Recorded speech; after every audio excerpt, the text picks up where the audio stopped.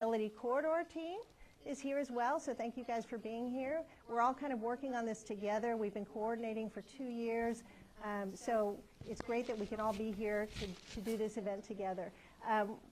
One thing I wanted to mention, I don't know if anybody here needs interpretation services. I don't think so from the check-in, but we do have Spanish interpretation in the back in case somebody needs it.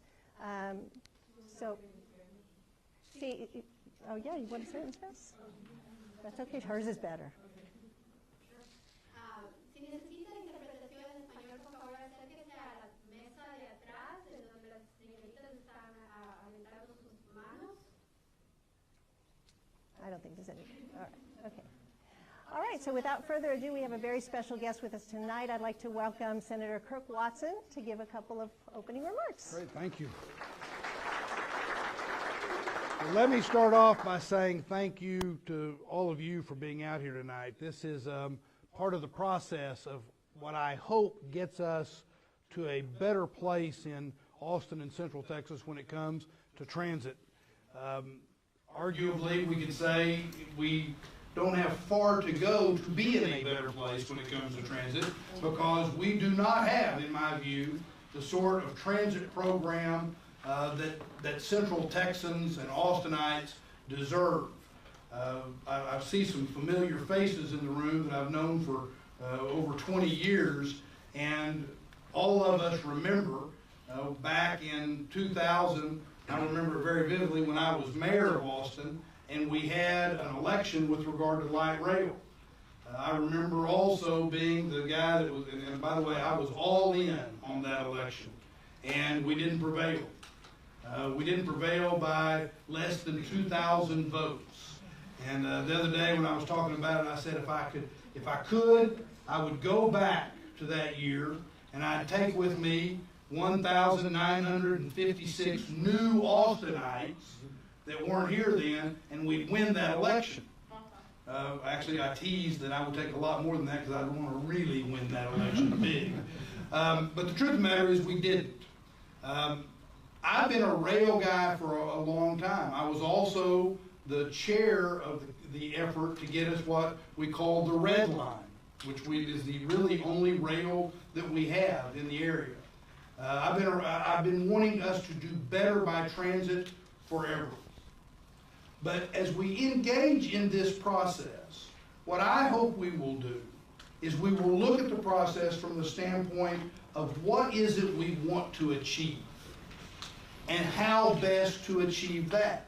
And what I mean by that is, as a rail guy, I want to come into this with open eyes about what was my goal. My goal really wasn't just to have steel wheels on rails or to ride on a train. My goal has always been, and I think your goal has always been, to move people, to get people moving in our community. Now, a couple of things about that. One is, I want us to make sure we look at all alternatives. Look at all alternatives as possible ways of moving people. I also want us to make sure that what we do is we have the back of those officials, Capital Metro board members, City of Austin officials, council members, the mayor, and others, when they do what we need them to do, which is assure that we have dedicated pathways. Because the truth of the matter is, absent dedicated pathways, we're not going to have a first-class transit system, either by rail or by autonomous buses or by rapid buses. You can't do it if you're stuck in traffic. So we're going to need to do that. What I've encouraged everybody to do is as we begin this process, and it's going to be a long process.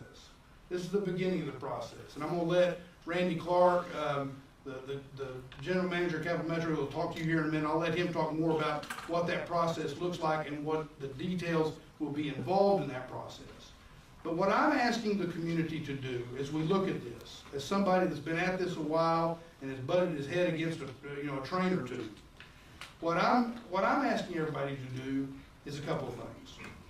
One is let's start this process not by jumping to a conclusion about what it is we just know we have to have. Let's start with what is our purpose? What is our purpose? And our purpose is moving people.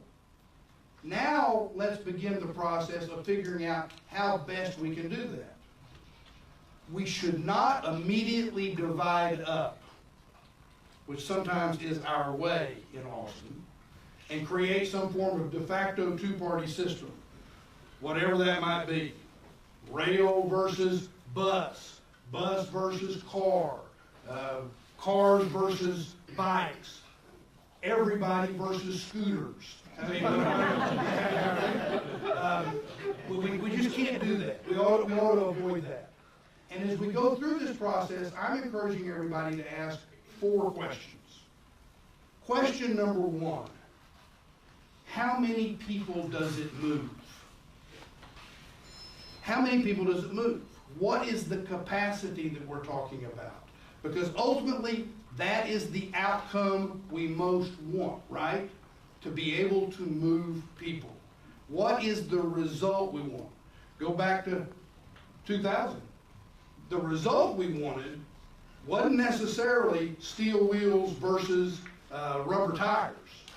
What the result was we wanted something that would move people. So question number 1, how many people does it move? Question number 2.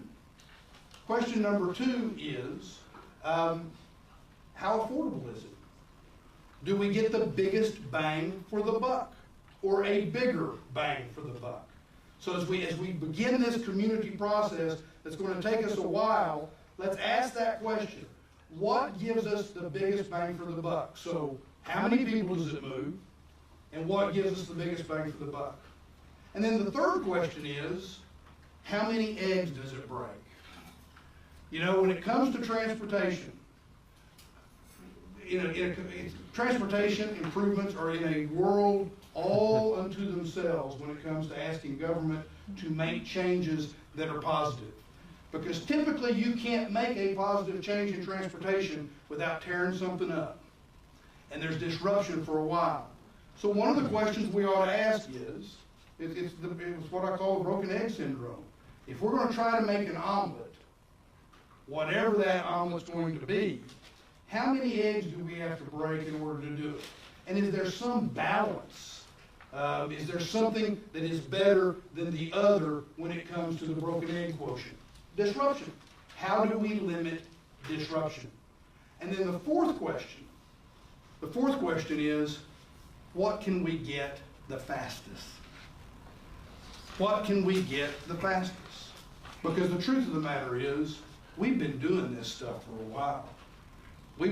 For 2 decades, we've been talking about what it is we ought to be doing, and we've never pulled it off. We've never pulled it off. And the truth is, from my perspective, and I'll admit, I have a bad bias toward action.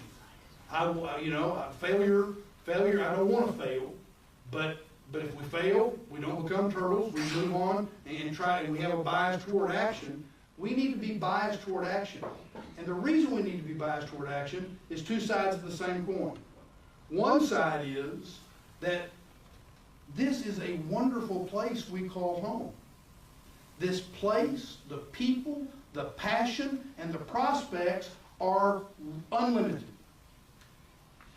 And they're unlimited, and think about what they could be if we went and had a transit system that really moved people and made a difference. But the flip side of that coin is this.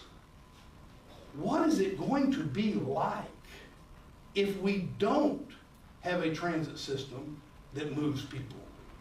We already know it's having a negative impact on affordability in our community. We already know that it's creating inequities in education and jobs, and quality of life.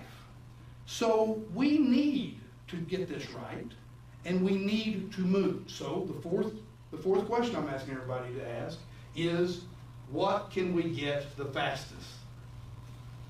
So I leave you with this.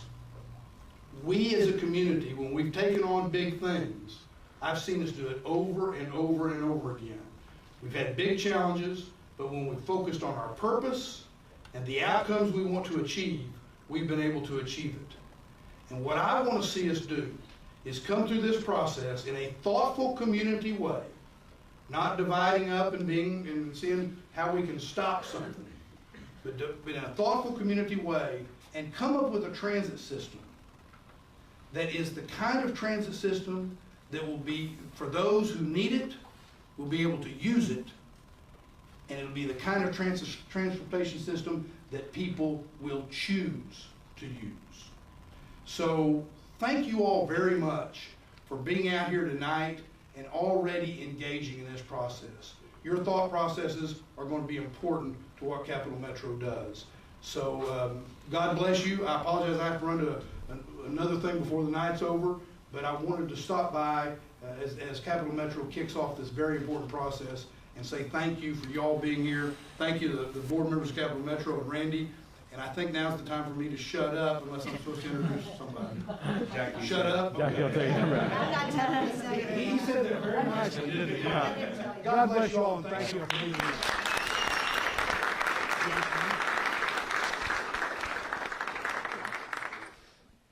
We're also fortunate enough to have a couple of our board members here tonight, and I'd like to welcome Leah Garza. She's a council member and our board member and vice chair of our board, so thank you. Thank you. I'm going to start with a couple of questions too. You're going to have so many questions, right? How many of you ride the bus every day? How many of you ride the bus once a week? How many of you have never ridden the bus? Okay, how many of you wish you could get to work, get your child to daycare, get to your health clinic, and be able to ride the bus every day? How many of you wish you could have a system that was convenient and frequent and reliable that allowed you to do that every day? All right. Okay. So I think as we're moving forward in this process, I think that's the one thing we all have in common. We have in common that we really want a transit system that gets us to where we need to go. When I was elected in 2014, the mayor appoints. He has 3 appointees. Well, he gives a recommendation to council, and council makes the final ratification. But I remember he met with us one-on-one, and he asked us, "What are you interested in? What do you want to serve on?" And I said, Mayor, put me wherever you think that I would do a good job, but please give me Cap Metro. And I asked for that because I firmly believe that transit has the power to connect people. It has the power to connect people to their jobs, to their doctor's appointments, to get their children to childcare. But it also connects us together. I'm sure many of you have gone to cities that have great transit systems, and you know that when you get off that plane, you don't have to worry about getting in a car, renting a car. You can go from the terminal to the train that takes you to the middle of the city, and then when you get to the middle of the city, that can take you just need bus routes to get you around, or rail, or whatever it is. You have the opportunity to get to wherever you need to go.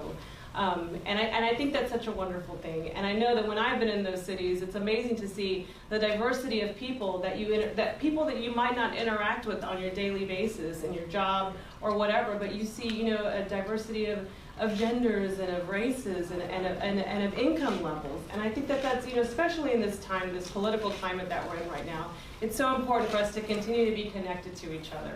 And I firmly believe that Project Connect can move us in that better direction as a city.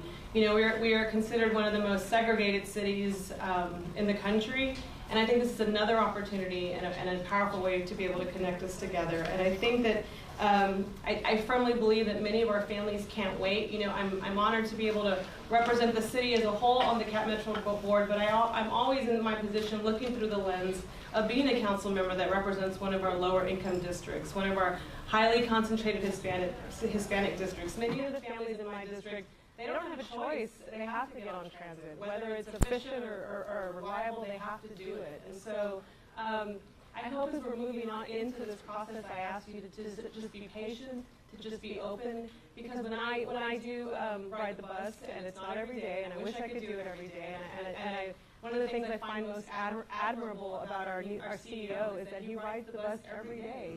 And in those conversations that he has with people and that I have with people, They don't care what the actual vehicle is that's taking them somewhere. They just want a vehicle there to take them somewhere. And I joked at the Monday event about the bus sprint, and I'm going to talk about that again because I'm sure you've seen or you've been part of that person that's, you're 2 blocks away from the bus stop and you're sprinting to the bus stop and the bus driver, our great bus drivers always wait for us. And in fact, I did it one Thursday morning on the way to council, and thankfully I had chosen to wear tennis shoes with my dress that bus sprint morning. But it's kind of fun to watch and do, but at the same time, it's dangerous for our families to be feeling like they have to sprint to a bus because they don't know when the next one's coming. And I think we have a real opportunity to be able to have frequent, reliable service, and the key to that is those dedicated pathways. That's key. I fully support it, and I hope my colleagues will be able to support it as well, because we cannot move into this next necessary phase of transit in Austin unless we have those dedicated pathways. So please be open. We have a wonderful opportunity to change Austin for the better, to bring us together, to connect us. So thank you for being here and taking the time to listen.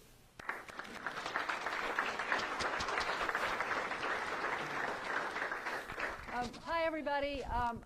I am Ann Kitchen. I'm the City Council member for South Austin, and I sit on the Cap Metro board. So I want to thank you all for being here today. I would echo what Councilmember Garza said and the Senator. And so I want to talk about something, just another thought, another question for you all to be asking yourself. But first thing, how many of you have a cell phone? Okay, pretty universal. How many of you remember when there weren't any cell phones? Okay, I'm old enough to remember that too. So, it hasn't been that many years. So I mention that because I think it's important for us, with whatever plan that we come forward with as a community, that we think about the future. And so I'm going to pose a question. I'm going to read it to you because I want to get it right. It's like, so how do we face the need for a multi-generational investment into the future for a transportation system that delivers real choices for us? That's what we're talking about. Multi-generational into the future. So, how do we harness technology? We have to think about technology as we think about what we're building for the future. Can we harness technology to reach our community's mobility goals? And so I hope that you all will keep that in mind as you're thinking about that. Cap Metro certainly is. And transportation, like many other areas, is on the cutting edge of innovation and technology. And also, when you think about innovation and technology, think about it as a way to solve problems. It's not necessarily just a new gizmo or whatever. It's a new ways of thinking about solving problems. So at Cap Metro, we're doing things like testing electric buses. Fleet electrification is something for the future, and it's a goal to work towards when we're ready, when the technology is there. So we're looking at fleet electrification. We're also looking at first and last mile. How do you get to and from a bus stop? How can you use shared rides? We have tested things like pickup. We're now doing some programs with Ride Austin to help people get to and from a bus stop. So I asked you to just think about, and I'm going to pose the last question, what emerging technologies can help us develop and operate transit in the most cost-effective way? So whether we're talking about rubber tires or steel wheels or whatever the term is, technology is here to stay. It is a good thing. It can help us do things in the most cost-effective way. We live with technology innovations in our lives every day. We use technology innovations that we didn't have 5, 10 years ago. We want to be thinking the same way when we're thinking about our transit system. Let's be smart about it. And when we're doing our analysis about, as we work with you guys and your friends, your neighbors in the community, and try to figure out what's the best way to answer the kinds of questions that the Senator raised, let's remember that we need to think about what's going to be available to us in the future, and because all of those tools are important for us to get the very best system that we can for Austin. So thank you all for being here today. This is not about any of us. This is about you and about our community.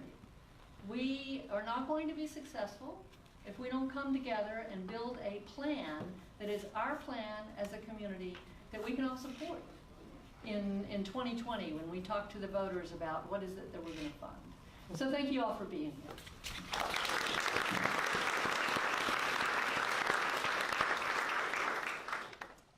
So now I'd like to call up our relatively new President and CEO, Randy Clark, who's going to talk to you about what our vision looks like.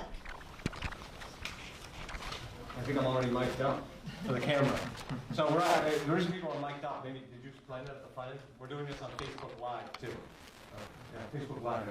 I'm not a Facebook guy. So I'm into technology, and I just don't have Facebook. But I think the Facebook Live is a key ingredient, which is everything that we're going to do throughout this process, to the senator's point, to council members' point, it's all about community from a transparency point of view. And so that is a good example. We did our meeting on Monday that way. We're doing this tonight. And I'll mention something related to a physical store we're going to do as well. So why don't I just take a quick second. I met a fair amount of people in this room, actually, already. Just quickly, I've been here about 6.5 months. And I thought summer was over when I came back today, so I'm not really happy with that. So I come from the Northeast. I was actually originally born in Canada. So I grew up in like a small fishing town in Canada. So not exactly logical that I would end up doing transit in Texas. But I spent most of my time in the Northeast, and a big chunk of that working both consulting and then working for the agency itself, which is called the MBTA. It's the big transit system in Boston. So the MBTA moves about 1.2 million people a day. Just a little bit more than we do here at Cap Metro.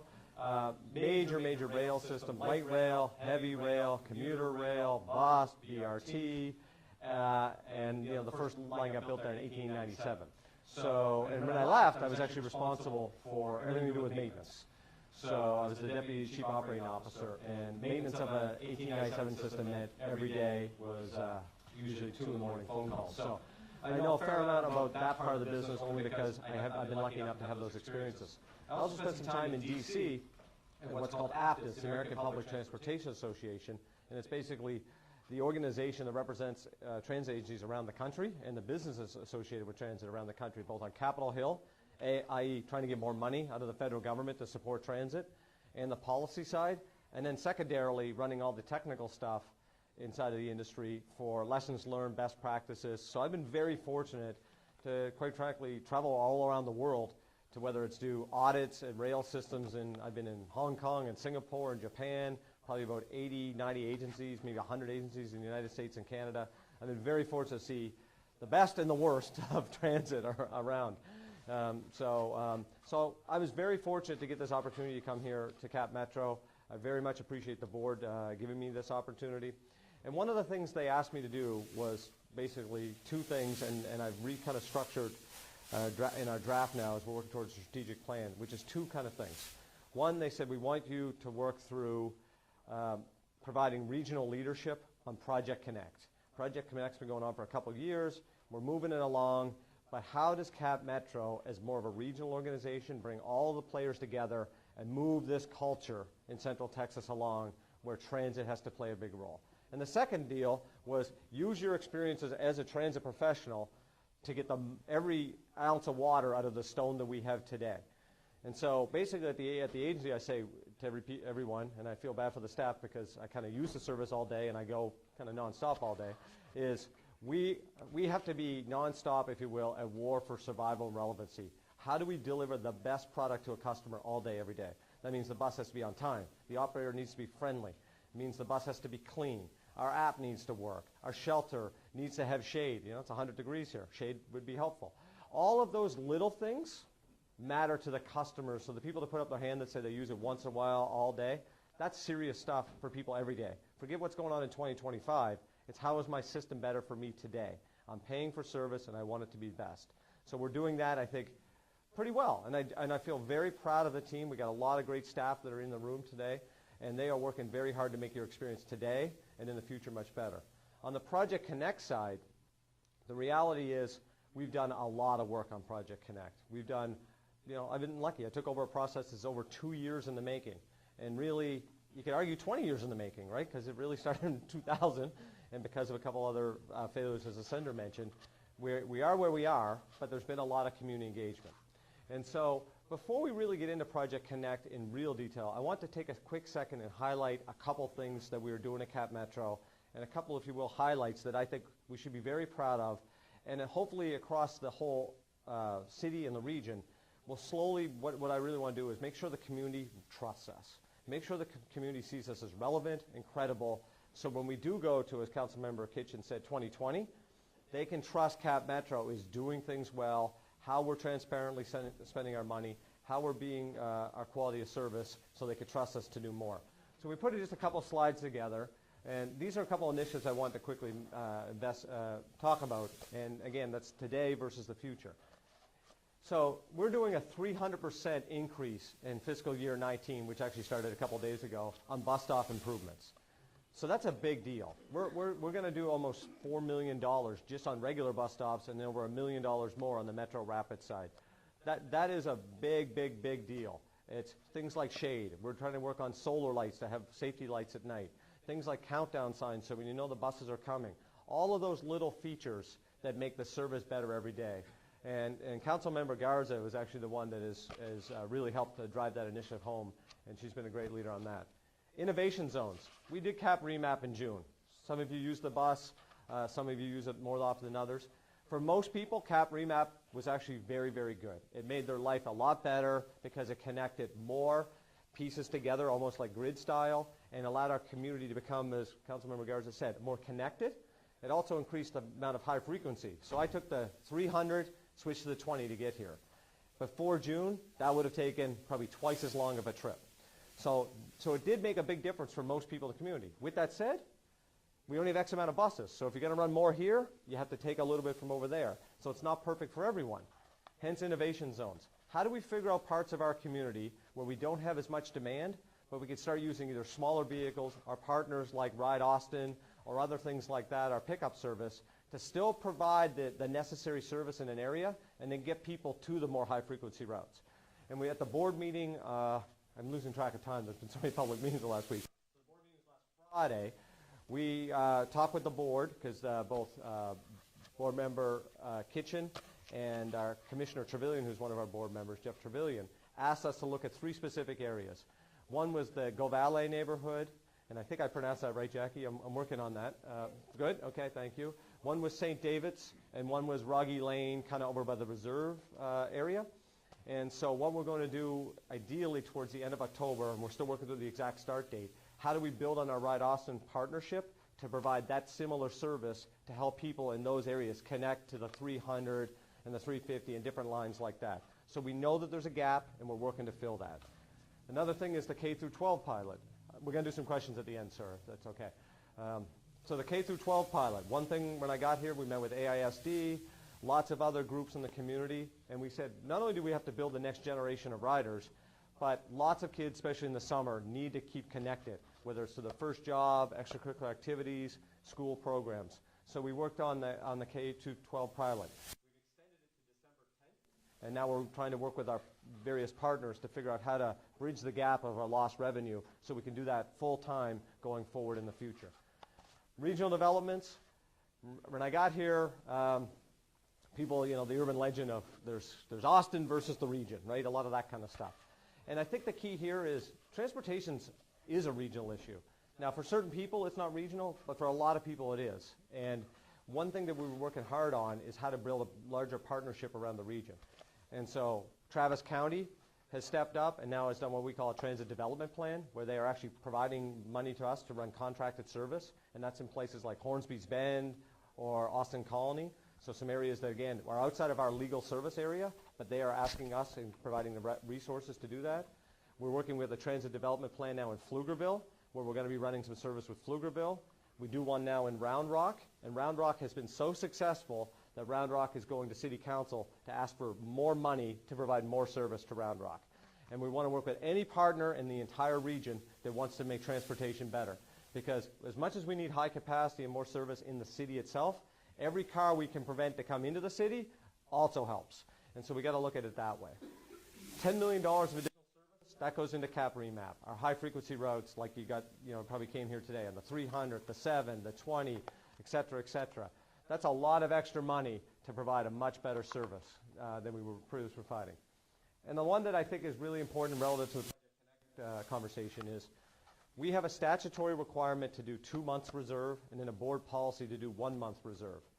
I'm very happy to report, and that wasn't even supposed to be completed and for over 1 more year.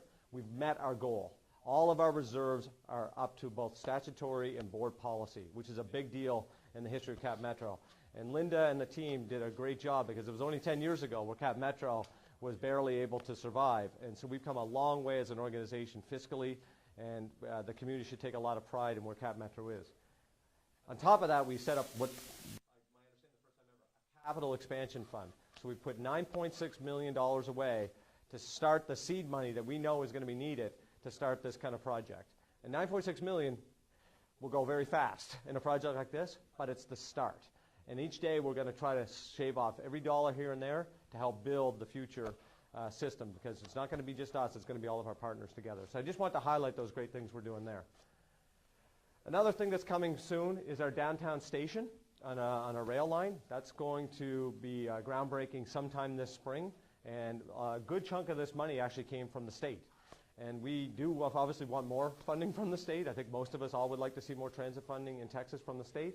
But Senator Watson and Representative Israel both went to bat for Cap Metro and were able to get funding. And this is going to actually fundamentally change, I think, the Red Line. The Red Line's never going to put the throughput of a heavy rail or light rail system in a lot of cities you see. But how do we take the asset that we have and really make it the best it can be? And this is probably the most important step to do that. And our project team is working really hard in coordination with the city on that. And then I want to highlight just some really positive ridership things that are going on. So with Cap Remap, and I just want to point out, these are really early. So, we're not exactly, we don't want to get up here and say this is 100%, it's going to be this way forever. But we should also take some acknowledgement that things are looking good for us from a ridership point of view. We're up 3% in June, 6% July, 9% in August. And our express routes that we work with CTRMA on MOPAC, we're up over 65%. And again, that doesn't mean that everyone in Greater Austin here has switched to New York City and everyone's on transit. We're not naive, we don't think that. But this is on top of 4 years going the opposite way. So this is a big deal that slowly but surely, if you provide better service, more people want to use transit. Which then goes into Project Connect. And I think the things we really want to talk here at Project Connect is kind of a little bit about the vision plan. So Monday we had an event with the Chamber. The Chamber asked us to come and kind of talk about transit this year. And we announced the vision plan. There's a map component, both the regional map here and the more, if you will, urban core of Central Texas map. We also did a video. And I really kind of want to highlight maybe this board over here.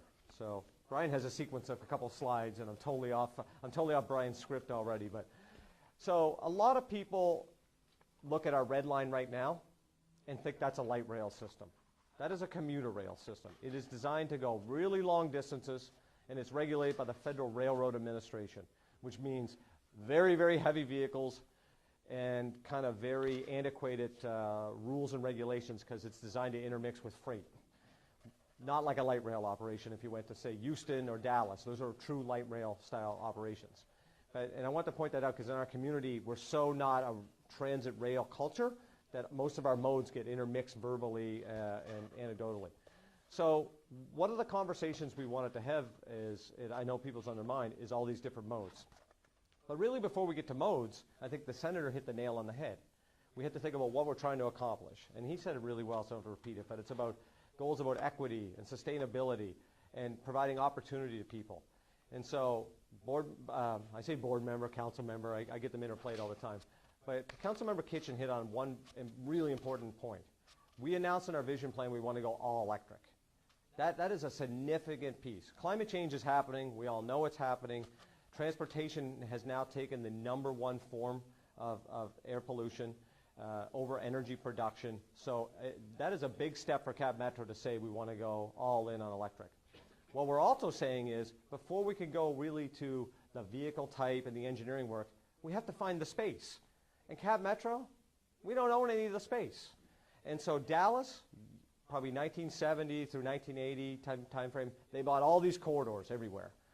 People bought corridors and said they might not be needed for 20 years, but let's protect this corridor. This community, for a variety of reasons, long before, probably even before I was born, did not do that. So we are where we are. And we don't have these great corridors to just say we're going to build here, we're going to build there. We need the city as our partner to figure out how they could take that limited amount of geometry and help us prioritize transit in key places. And so the number one step when I got here was, okay, we're doing a lot of stuff. We need to isolate and figure out exactly which corridors. So there's 2 years of community engagement has happened with the Project Connect team, the ASMP, and the corridor team. And it was pretty clear what the most important corridors are to the community. So how do we get those locked in first? Because the corridor program is off and running, right? They're on a timeline, they got budget, they got to be moving. The ASMP is on its timeline. So the first important critical item for us was to lock in the corridors so the city could help work, and we have one joint engineering effort, one joint design effort to move forward. Instead of them doing a process, they go for a bid on a contract, we come back in a year later, that blows that all up and we start again. The idea is how do we integrate and build the best possible in those corridors? So that was the first thing that we wanted to do. And I feel like on Monday, we moved that conversation very significantly in the community to say we need dedicated corridors. The mayor spoke eloquently to start off our event on Monday about that. Board member Garza, I got to give her incredible credit. She kind of laid down the hammer and said she is going to move the ball on dedicated corridors. I know lots of members of the city feel the same way. So now that we isolate that space, then we have to go through the next phase, which is engineering, and figure out, okay, on that corridor, is it going to be all surface? Is there parts that can't be surface because there could be a high power transmission line, there could be a water line, there might be a small part of a corridor. Maybe we have to go elevated in some sections. When we get downtown, maybe there's parts that we have to actually put a tunnel in. These are all unknowns. We have to think through this, and the way to think through it is actual engineering work. And so we have to work with our city partners and figure that out. So step one, again, isolate the corridors. Step two, engineering analysis. And the key to do all the engineering analysis piece is to work with the community on that. And so what we're going to come out with early in the new year, actually I should say in early November, mid-November, there'll be a joint work session between City Council and our board, and it's 100% focused on community engagement. What is the process for the next 2 years on community engagement? And we look at it something like this.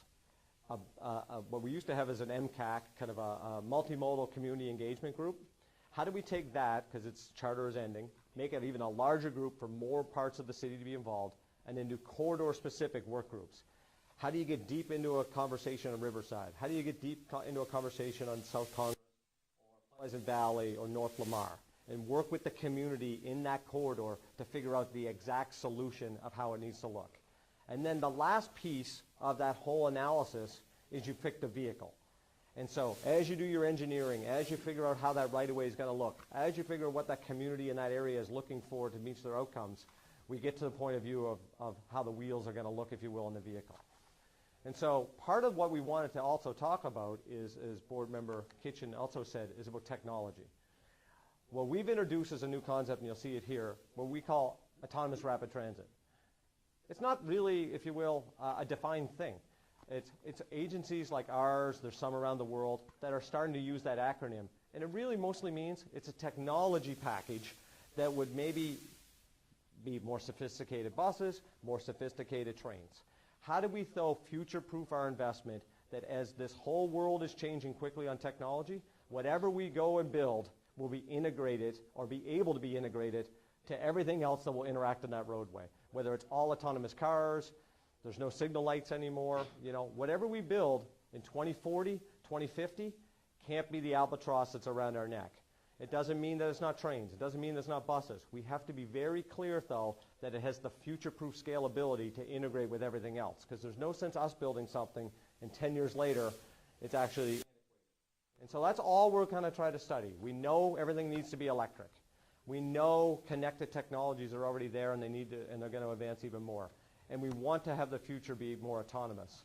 And then we can use our staff to do even more customer service-focused jobs, safety, security, fair enforcement, payments, all that kind of stuff.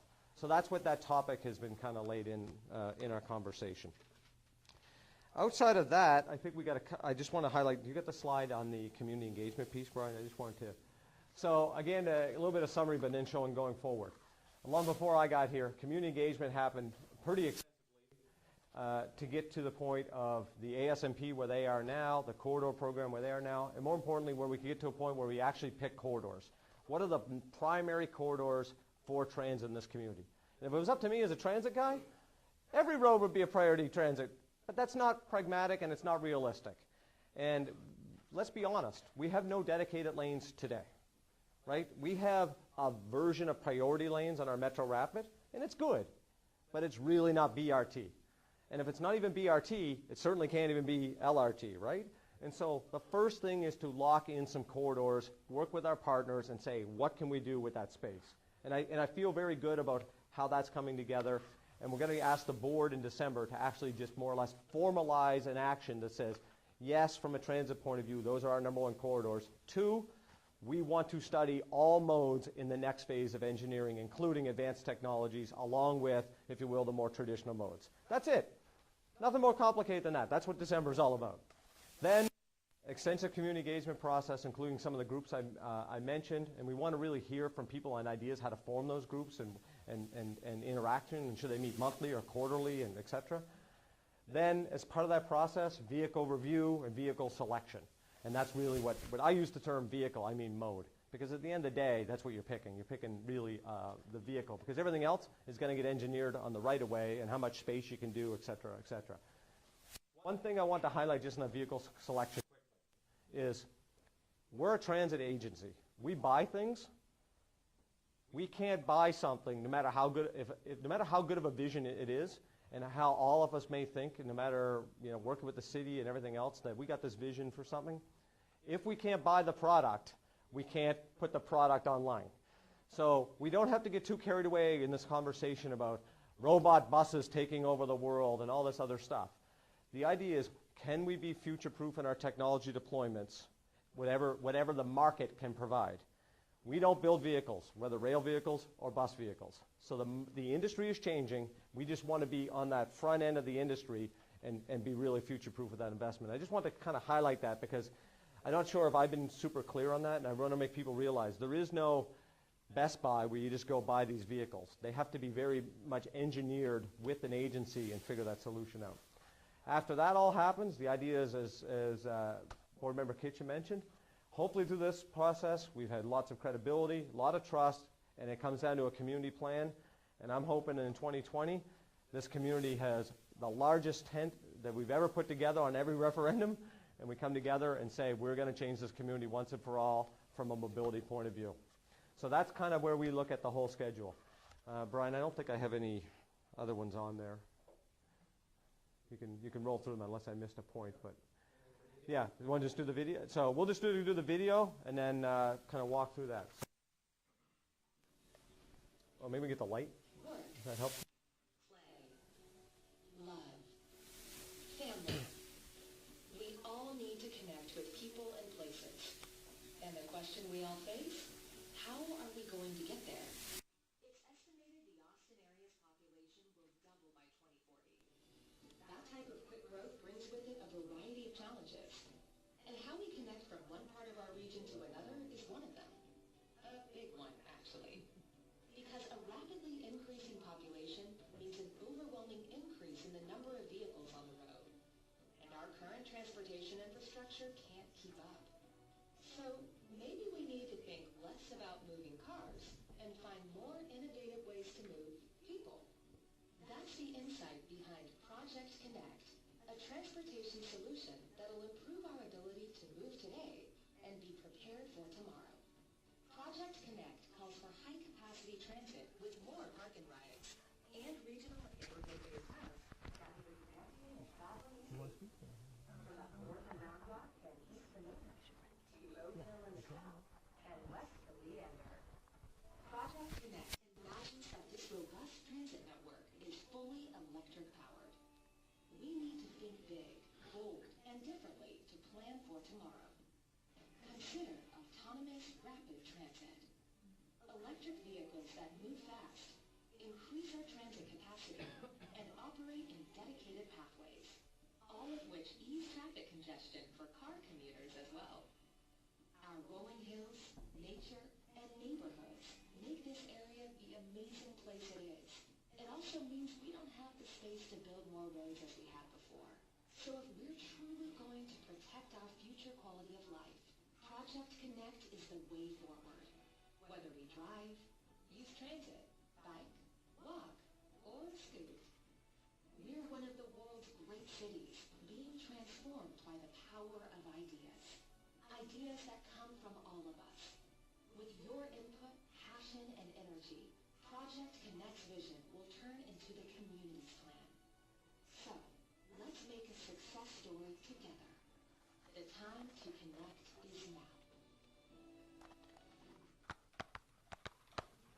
So that's it. That's the vision. The idea is a connected community where people go to stations, lines are connected, they can get to the opportunities they're after. And so again, what we're looking to do is the next phase. Engineering, analysis, working with the community to come up with the next part of the package. So I can't commit more than what I'm saying now, which is I want an unbelievably robust process. It's going to be unbelievably transparent. One of the things we're going to do is actually open up a store downtown. It's going to be retail storefront, Project Connect downtown. I can't tell you the address yet because we're almost signed the lease. And it's going to be, we're going to have things like, coffees Thursday from 4 to 6 on Thursday, and breakfast tacos every other Tuesday, or whatever we figure out that the best way to engage the most amount of people. There's going to be maps on the wall. Our job is to build the fact case and show A, B, C. What are the pros and cons of all of these different vehicle types, elevated, surface, tunnel, and at the end of the day, the community sees it all. We come up with what the community all agrees on from the best plan, and we all move forward together. So I can't be more open that that's where we believe the process is going to go, and the process will be the best with the most people participating. So I think, Jackie, we're going to now do a piece. Oh, I should recognize Councilmember Cassara has joined us too, so thanks for coming. And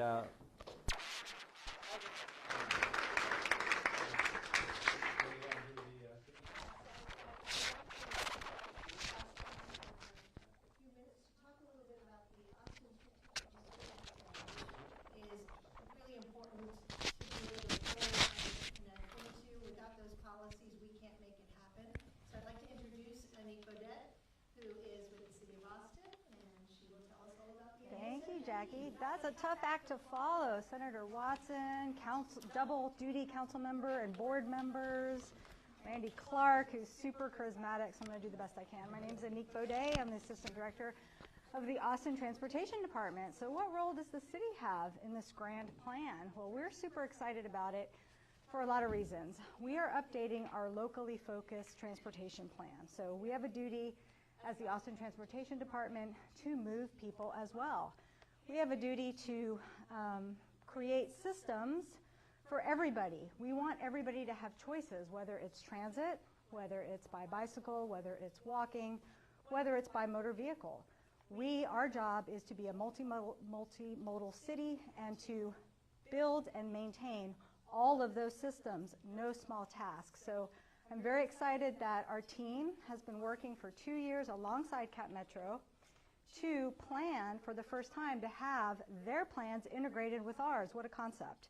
So that we can have complementary systems, not competing systems for space, because there's not a lot of space out there. So we have been lockstep with staff, planning staff, technical staff for 2 years to deliver what we think is a fantastic plan. And before the vote in 2020, we're going to have an important vote at our city council on our comprehensive multimodal plan that is going to depend a lot on Project Connect and on transit. So next slide.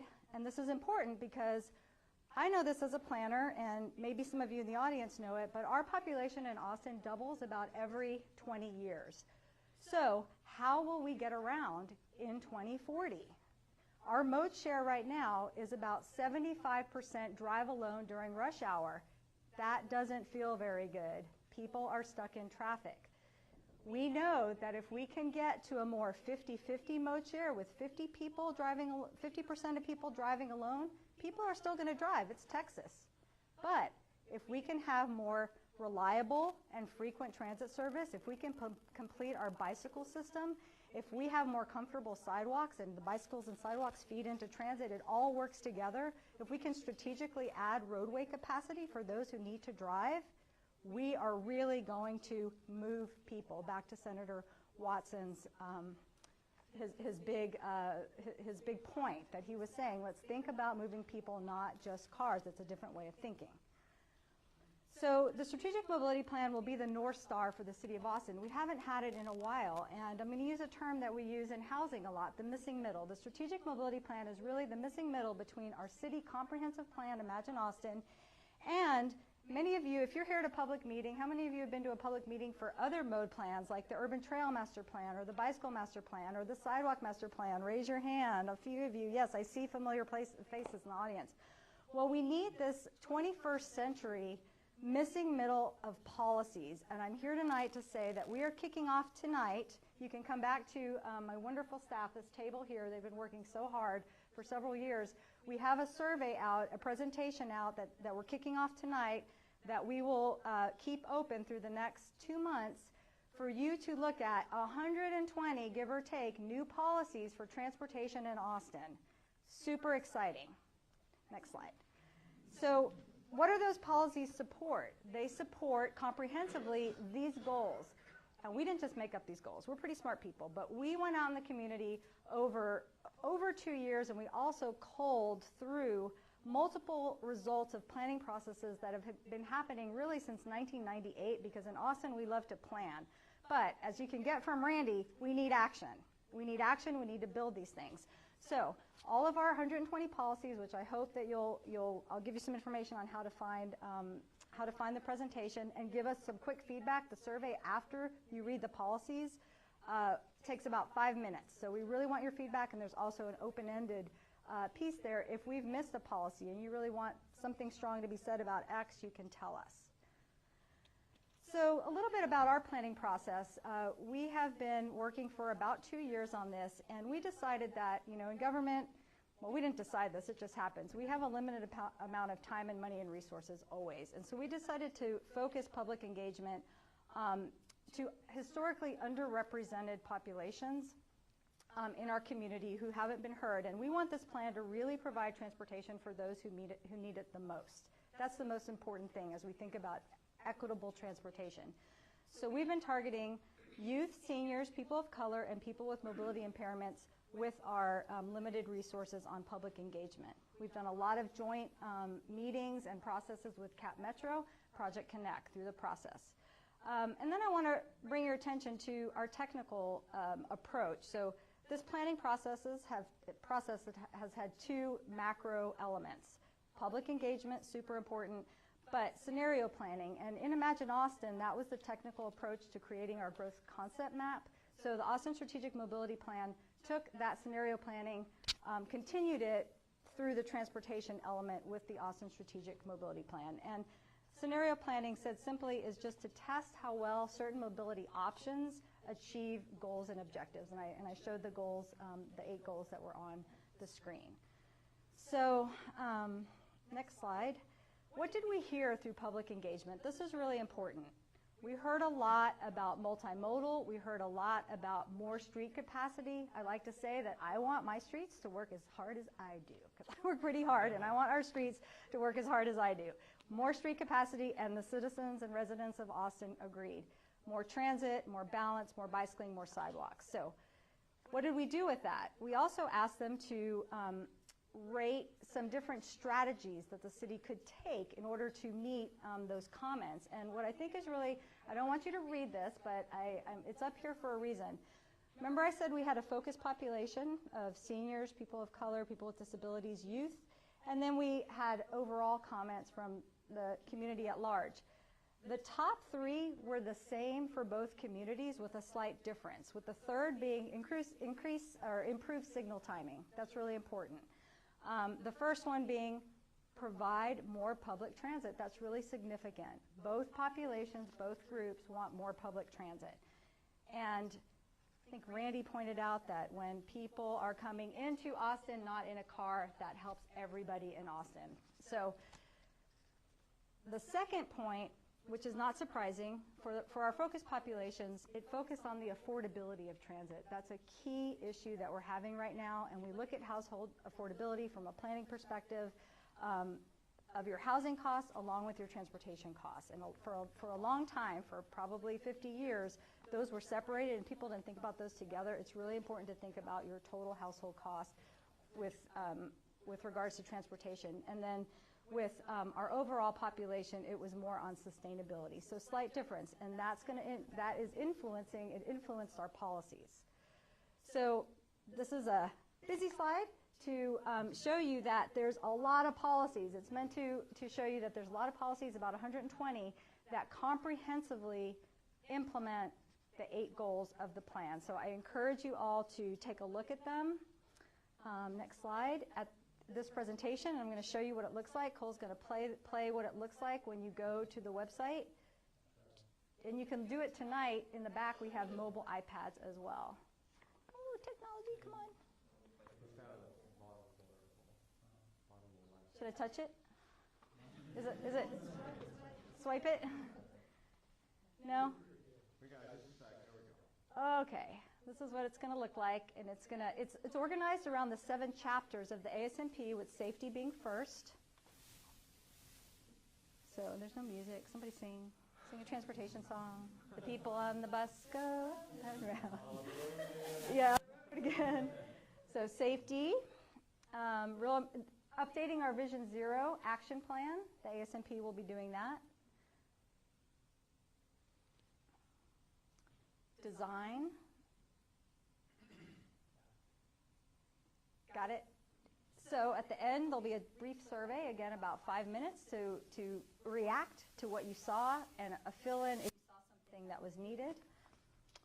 Where we are in the process, the next 2 months, we'll be looking at getting out into the community, again, going back to our focus populations, getting their feedback on the policies, being lockstep with Cap Metro again on a lot of events. Hopefully we'll be invited to the store and have some information out there perhaps.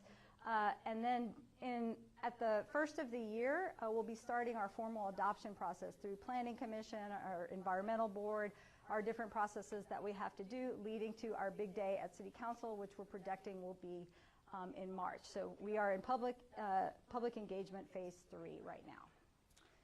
So how can you stay updated? You can sign up for our newsletter, back of the room with the green cups. You can request a presentation to your neighborhood association, to your place of business. We're happy to come out to you to give this presentation and even adjust it for your audience. And looking at the website and finding events. Our website is at the bottom. And that's about it. So thank you for the time, and please ask some questions of the city and or Cap Metro about anything that you've heard tonight, and thank you for letting me wrap it up.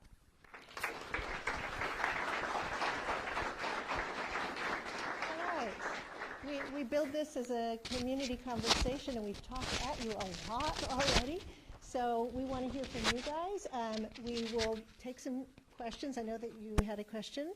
And then also we want to let you guys stand up and walk around, and we have lots of team members here who can answer questions tonight in addition to the folks you heard from tonight. Can the team members raise their hands so everybody can see who you are? So feel free, if you want to get up now, if you're ready to stretch your legs, you can. If you want to ask a question now, we'd be happy to address that.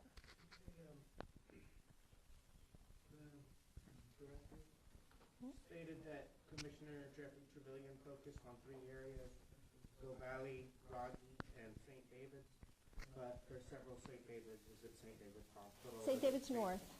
St. David's North. Okay, thank you. There. Sorry, I wasn't as clear on that. So we've heard of a lot of goals, but there hasn't really been a single word as to connectivity. Austin basically has a grid between Lamar and 35, from Cesar Chavez to 45th, and then past there, good luck. Are we making any efforts at all to connect neighborhoods that were built on a drive-in, drive-out basis that now find themselves in the middle of town? I'll take that one. So strategic mobility plan.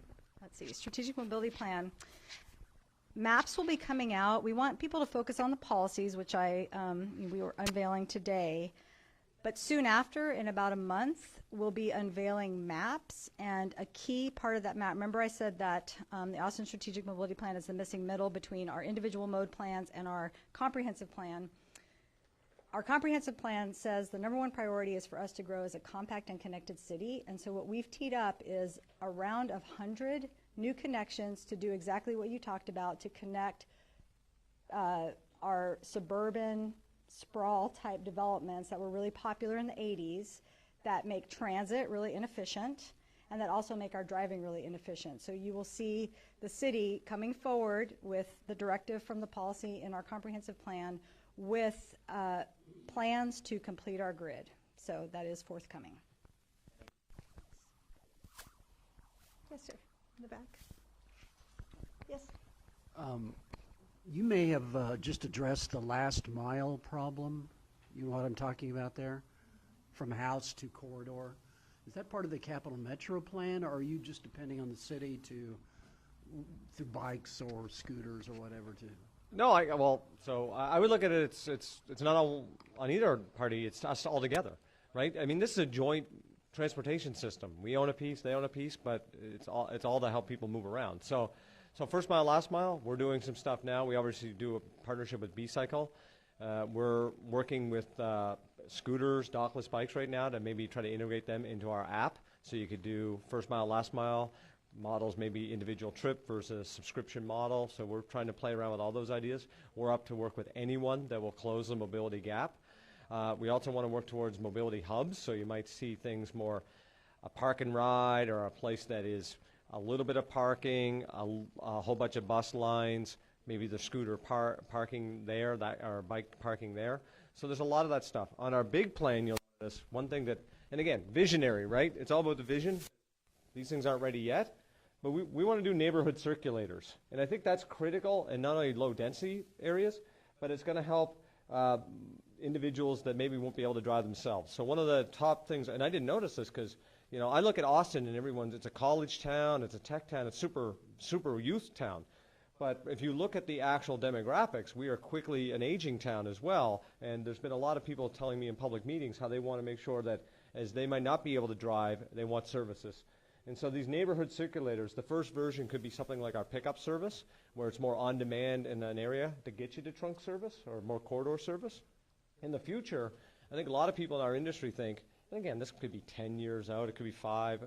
At some point, will there be maybe very low speed places where an autonomous circulator would go around on demand and just pick people up? And then you could have tons of them all over the place, and then it's really fast. You know, and again, that's not tomorrow, but that could be 10 years. And Project Connect is the vision for the whole future. So I don't know if you want to add on, but I look at this as an interconnected thing. And yeah, I would give a shout out to the bond program that they're here in the back, and we have in 2016 we passed over $100 million for connectivity, for bicycle connectivity. It's actually, I've been doing this for a long time in Austin, an unprecedented amount for urban trail, bicycle, and sidewalk infrastructure, focusing on safe routes to school, but as well first last mile. So all of these are, all of these are coming together, and as Randy said, it's a joint effort. We have to work together. We have to be seen as one transportation delivery entity, working together seamlessly. So yes, we are working on those, and the city has a part, and Cap Metro has a part in the innovation that Randy just described. And other partners too, like CTRMA. They're doing a lot on that kind of element, and they're working with us. TxDOT as well. So there's a lot of layers to the onion, a lot of players in the tent. But I think, you know, Councilmember Garza said this in multiple board meetings, and I really like it, which is people don't care about the jurisdiction. They just want people to solve their problems. So that's what we're all trying to do. And I got to tell you, I can't say enough about working with the city. So I've been here 6 months. The integration is really good, and the public should have a lot of trust that the teams are working really closely together.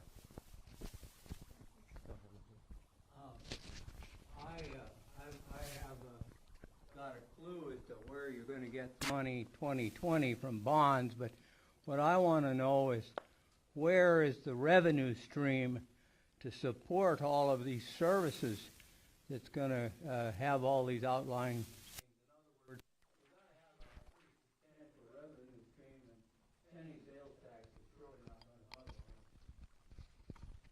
Well, I guess that's on me to answer. Yeah, listen, I think your point is important. And we do the engineering work, like I mentioned, the analysis. And the analysis work also has financial models, right? So a good example is light rail, right? And if we end up with light rail, that's where we end up. But let's just think for a second.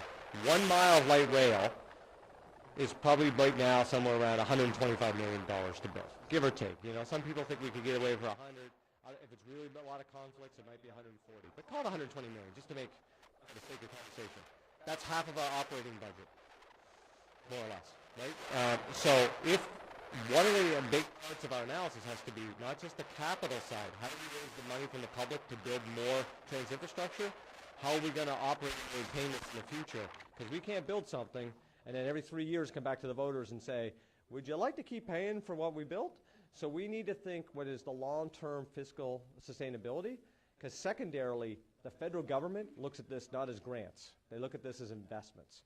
And if we can't put together the fact case from a financial model in the long term, we will not get capital investment grant money from the federal government. They look at that to make sure your house is in order, to ensure that their investment will be looked after from a state of good repair and people will use it in the long term. So your point is very valid. We need to think through all those components, and then when we have our community plan together, the public will transparently see how much is money up front and how it's going to be paid for in the long term. So hopefully that answers your question, sir. If you got revenue ideas, though, we'll be happy to take them as well. So. I guess what I'm trying to get at, Mr. Clark, is the fact that we have used transit money for multiple different things in our community, and not necessarily for transit. We gave away $100 million back in 2000 after the failed election, and it went to support toll roads. We had a situation where the authority in 1988 was forced to reduce the sales tax by 1/4 cent. We didn't get that back until 1995. We had the city tap 1/4 cent of our transit money for more than 20 years. So I'm concerned now 1/4 cent as a penny sales tax is not near the buying power it was in the past. I don't care what we're talking about. You got to have money to operate it, and the amount of money that we have in the revenue stream is just simply totally inadequate for what I see here. I don't disagree with you that we're going to have to put a revenue package together that's not going to only build it, but operate it. So again, I came from Boston.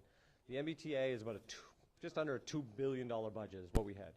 The state puts in somewhere around, I don't know, 600, I could be off by, 10, 20 million here or there. I mean, you're in that kind of budget, excuse me being off, but I don't know, 600, maybe 700 million in capital money a year, and they probably put in a couple $100 million a year in operating money. So, we have to, as a community, figure out what we're trying to accomplish, and then as a group, figure out how we're going to pay for it. And I think the mayor and Senator Watts, a few others have said it right. Let's not worry about right now how we're going to raise the money. Let's figure out what we want to build, figure out what it's really going to cost from an engineering and financial model, then figure out the solution how to pay for it. But you are right that revenue is going to have to be part of the equation sooner or later to figure out how to put Humpty Dumpty together. There's no way around it. You're welcome. Am I staying up here? You're probably going to stay. Okay, I remember a couple of weeks ago when you had a joint session between the city and Capital Metro, it was announced that you have modified the Compo travel demand model to accommodate transit modeling, and I just wonder how the public can see that work and see the assumptions that went into your modified travel demand model of what Compo did. Yeah. How can we get that? Sure. So maybe after this meeting, I'll have Roberto Gonzalez as our head of plan for office service planning, and I'll ask him to come and talk to you about that, and then we'll figure out a way publicly to put that on our website or our tweet or whatever. I won't lie to you. We're working on that. Roberto and Todd are our experts on all of the key components on that, so I don't want to say something that is inaccurate, so I prefer they answer that question. Okay, right. something else. As part of the Project Connect contract, there's supposed to be a study by Dr. Robert Peskin on how you would deal with the financial side of this planning. Has that study been completed, and can we access that? So there has been work done on that. I would say nothing has been completed to the point of view of where to the level I'm comfortable with to really show what the pros and cons financially are to all those models. Well, this was a deliverable in the contract that's supposed to have been done by now. Sure. So I can, again, Dave or maybe Jacob or someone can come talk to you right as soon as we go through around the room here. A few more questions, and Yeah. I want to get to them because we're running out of time. There's a gentleman in the back there.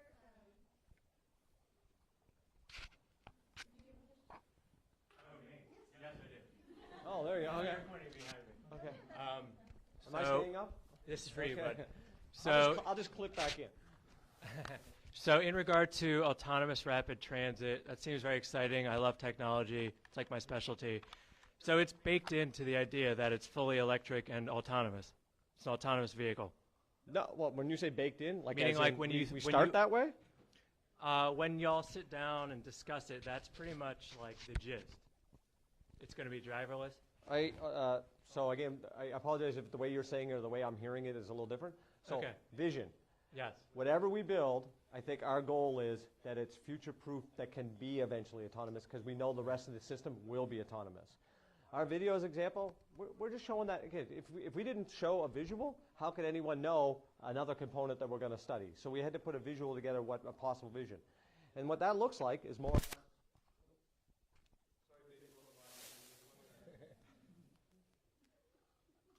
There we go, back. What that does, can we maybe build a light rail system on rubber tires? And that's one of the third kind of components we want to study because of now advancing technologies. But as our video shows, the first vehicle has an operator on board. And then the idea that maybe vehicle-to-vehicle technology would allow more or less 3 vehicles to be together. So you'd have like the capacity of a light rail with the efficiencies of a bus system. And if you did a concrete slab, you'd have the ride quality, and electric buses, you'd have the quietness. Is it there today? No. It's up to us to figure out if we can put that together, and then, is it the right thing that the community wants? But we're just trying to add and say that should be something studied because the industry is moving. Long term, that software package maybe could go to automate it, kind of like a subway system in Washington, D.C. or BART in San Francisco, that they have an operator, but the vehicles actually run themselves and they do doors and things like that, to fully autonomous because all the vehicles are talking to each other. So we know, and anyone suggests level 5 autonomy is here tomorrow, is living in kind of fantasy land. So you're step by But step. we do know it's going to happen, and I hope I'm on the planet to see it, that whatever we build is going to be here for a long, long time, so we should be thinking about the future in our investments. Cool. Does that make sense? Okay.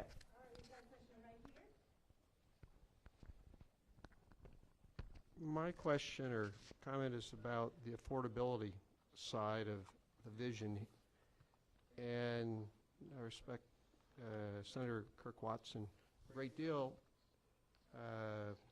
in his vision and works to make this a better place. But repeatedly, it seems like we've looked on what's traditionally been called the light rail here as one of our successes. And I think, looking at it from a metric of cost efficiency, I have a real concern if that's viewed as a success. Are you suggesting the red line, sir? Yes. Oh, so, okay. So as I mentioned earlier, that's a commuter rail line, not light Right, rail. right. That's what I need- said yeah. traditionally called light Yeah. rail, because that's what Capital Yeah, Metro has called it all these years. Oh, well, that's a shame, but it's a commuter rail line. I can maybe promise not. you that. Yeah, or a rail line. Nevertheless, the structural cost of that ended up $299 million. That is, well, costs will be costs, and it's difficult to say, what overruns will be. But in terms of what the operating costs have been, Capital Metro or the funding of that, in articles according to Lost American Statesman or even Forbes, it costs like $20 per ride per person. Not the upkeep, not the initial capital cost, but the cost per person. And a relatively few. Cost subsidy per person for the operating maintenance cost. That to me, seeing if that's a success, it makes me greatly concerned of how we're looking at the affordability of the future system we're considering. Yeah, so rule number 1 is, I guess, in life, if you weren't involved in something, don't really talk about something, right? I would preface it, or maybe say it this way. We need to do much better on cost per rider subsidy to build a high-capacity system than our red line. The red line should not be the basis of how we build high-capacity transit. With that said, we have a really expensive asset now. So we should do targeted, I would say, minor investments. Now, the downtown station is a big chunk of state money, and the state hasn't contributed much to transit, so that was a good win for Cap Metro, and it's going to fundamentally change that area of downtown and the Red Line operation. So once in a while, maybe little target investments to bring more utility of that asset, I would say, is very good because it's there. But yeah, that's why we're doing things like bus stop enhancements. We're doing better, more rapid stops. We want to talk about electrification of our bus fleet.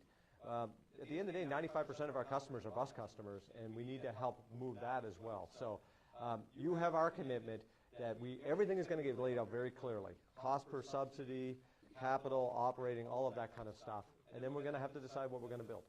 We have time for one more question, and I believe it's the gentleman back there. You can let this gentleman too after. Oh, okay, Yeah, okay, yeah. one more. And please take that. I just wanted. Oh, I'm sorry. I just wanted to thank everyone for this. I think this is very exciting, and I shared the Project Connect in my Facebook earlier today, and I had about 40 people comment about how they can't wait till 2020 to vote in support of it. My question is actually, one of my friends commented who lives far west, I think in the Bee Cave area, and I also have some friends in Bastrop. And what is being done to connect the east and west areas? Well, because the map looks like it's kind of focused north and south. So, well, this map, you mean? Well, this is the core, right? So this is where higher capacity, whether it's bus rapid transit. And we label bus rapid transit light, to be honest, because what we think we run right now in Metro Rapid is a good service, but it's not good enough, I think, to be really called true BRT. So that's why we're saying it that way. Is it a good service? Yes. Could BRT be a lot better? No question. And then you get these lines here that we're just saying need to be, future-proof from the technology, and these are the high capacity. Over here is the regional view, and we look at this much bigger than our actual current service area. So by law, we run service where we collect the penny, and whoever wants to contract with us. And right now, places that you just mentioned, not in our area. But we also believe as this area urbanizes to 4 million people, and that's why Round Rock went from never doing transit service to buying more of it. People in other communities are actually having engaging conversations with us. So long term, we want to work with things like the CTRMA to do parking rides and express bus service. So like take like Houston Metro. They have a light rail and a great bus system downtown. They run, them and probably Seattle are the two best commuter bus systems in the country, where they run just dozens and dozens of packed commuter buses from the greater area. So we think it's a regional solution. The biggest investments in the core, because that's where the most people are, but these other areas have to be part of the process too. Hopefully that helps. So, sir, I think you have. You're in, Jackie. Jackie's going to tell me to stop talking, so. We got one more after that. Oh, I apologize. Okay. You got a mic coming. Just so we're doing the Facebook. The problem I have is I'm a bit confused by your original presentation. You said that you want to have a very robust plan coming out of this.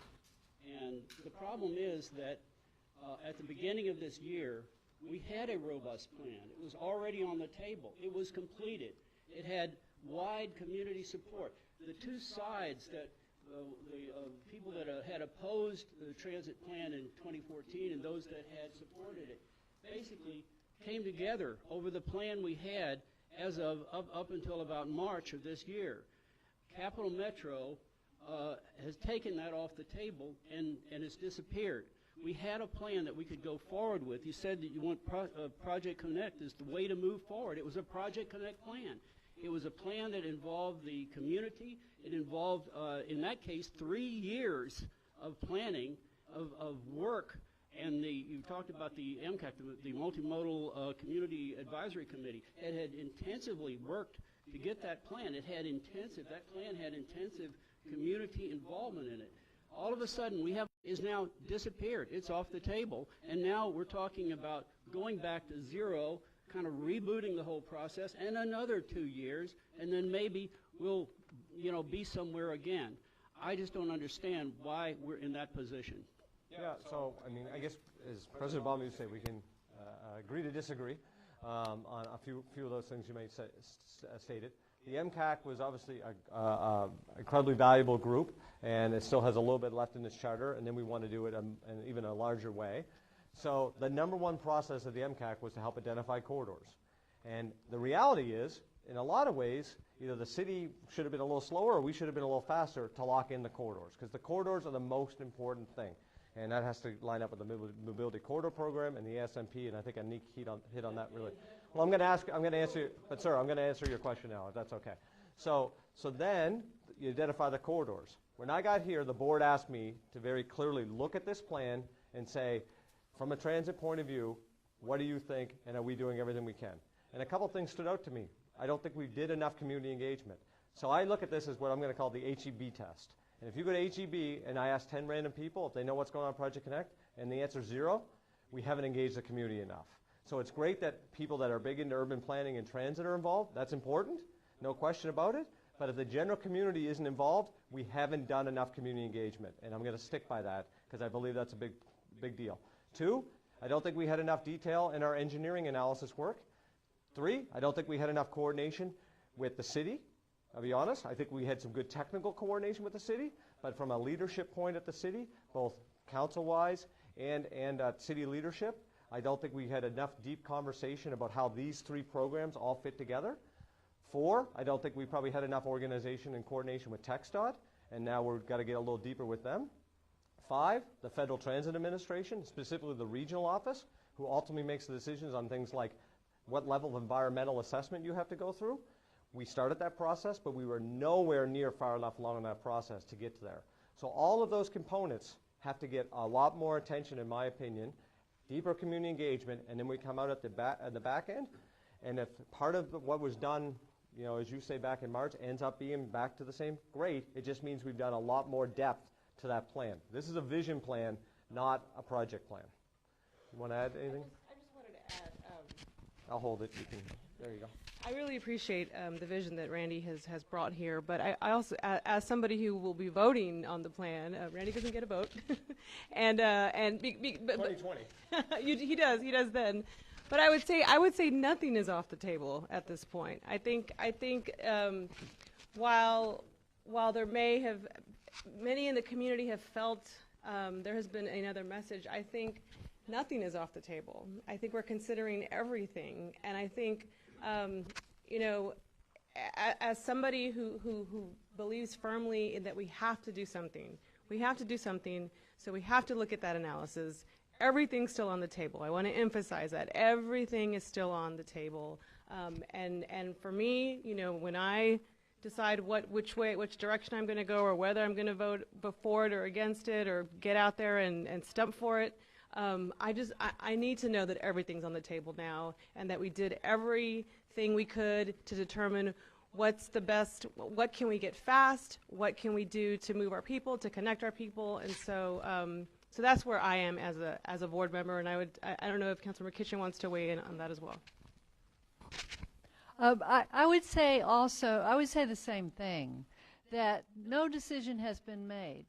And the plan that came forward in the spring was never adopted by the Cap Metro Board. So what we're simply doing now is taking more time for community engagement. And I would invite you to let us know what you'd like to see different in what is in front of us now. The conversation is open. We want to continue to have that conversation. This is for a community conversation. It is not a done deal. So we want to hear from you to know what you'd like to see different, you and everyone else. So that's what this is about. We have to reach into the community and this has to be a community plan. So we have to hear from everyone. So. And I just add one kind of component of that. The first piece was really good because it laid out a lot of planning concepts and potential kind of desires. But to this gentleman and this gentleman's point, I don't think we really got into much detail on cost and how, not only how we pay for it, but the true cost of building and operating and maintaining it. And so that will be another big component of this, which is deep financial models to actually determine what Cap Metro can actually afford to do or not do. And you got to show that side by side. This might provide the best benefit. This is how much it would cost. And then the community can come together and say, yep, that works, that doesn't work. So hopefully that helps me address your question. And one more, you say, Jack? One more. Okay, sure. I just wanted to say thank you again. I got really excited when I first saw the map as it came out, and might do this scatterbrain, but my first thought was there's been plenty of studies done at this point to know that often these kind of huge public investments can also go hand in hand with gentrification and displacement, and those are very hot button topics in this city already. And I had the opportunity to look briefly through those policies in the ASMP that came out, and equity was a big piece of it. And I think there was some mention of making sure that this is for the people who need it most. Are we also, I mean, it's asking a lot of transit agencies and our transportation department to think about all these things at the same time, but do we have any thoughts on what kind of neighborhood stabilization or anti-displacement kind of policies can go hand in hand with these huge transit infrastructure investments that we need and that are, you know, we've said many times for the people who need it most, but how we're making sure it stays, you know, and it stays with those people that we want to have it. Maybe we don't have an answer, but since this is a community conversation, I think that needs to also go hand in hand with these conversations we have. Yeah, well, I think Councilmember Cassar wants to. I'll just say this quick thing on the transit side. And a couple of minutes earlier, affordability is not just housing; it's transportation. And so, if we can build a much better connected community where we want the cheapest transit systems in the country from a fare point of view.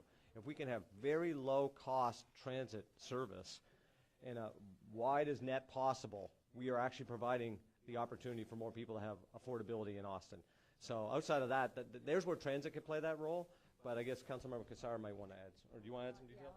Yeah, one thing, and then I'm going to pass it over from the admin standpoint and then the policy standpoint. Is this? Yeah, it's on.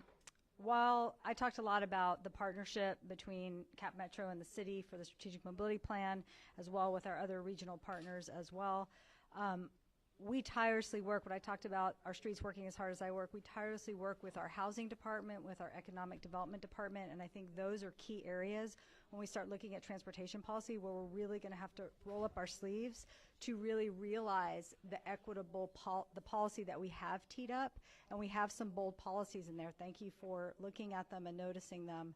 So that's the work that's on us to do, and I commit to do that from the transportation department. I've got my own right here. Hi, all. And Randy stole my first line, which was going to be about. No, it's okay.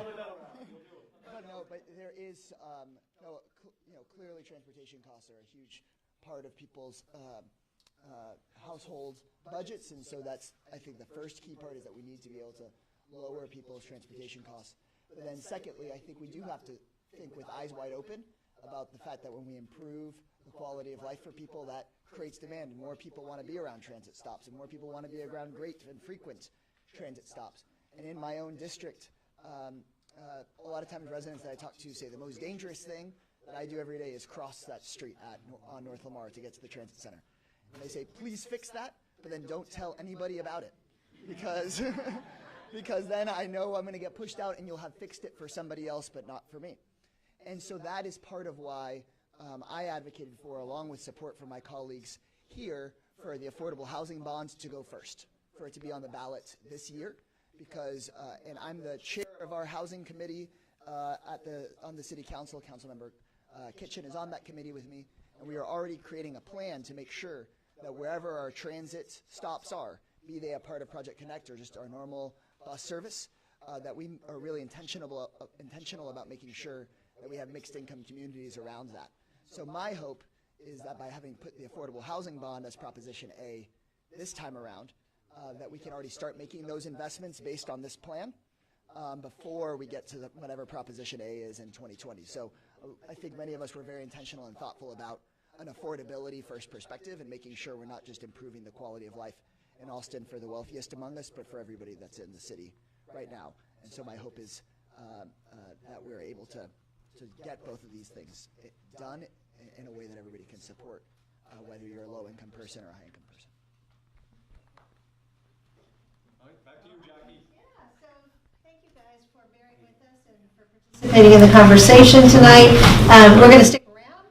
Plenty of our team members here to answer questions. We encourage you to walk around, talk to people. If you need somebody to help you walk through the map, the modes, whatever you need, we're here. Our 2 tables from the city are in the back. So thank you. Oh, I have more popcorn and more Chex Mix as well. So I'll happy to open that up. So thank you guys for being here. We appreciate it.